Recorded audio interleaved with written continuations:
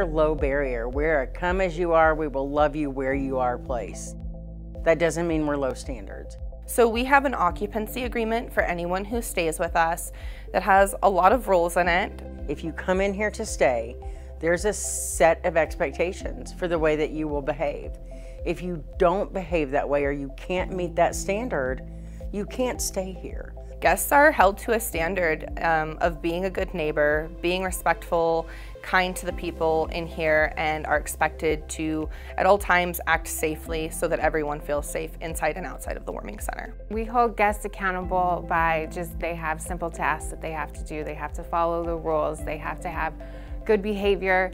We have nightly announcements. There is an occupancy agreement that they sign and acknowledge nightly. That means that you can't be on the property or our neighbor's property before we open at 5:30.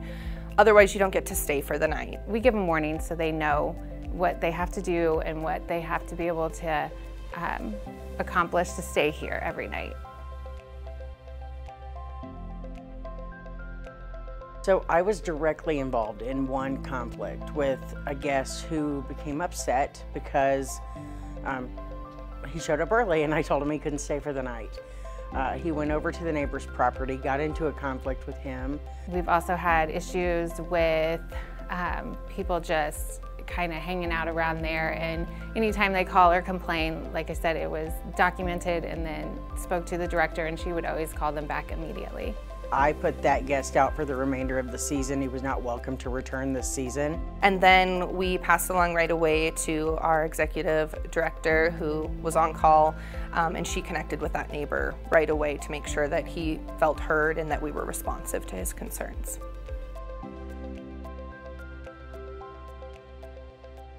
We have at all times 4 beds available for what we call 911. So that's if our first responders need a place to bring someone.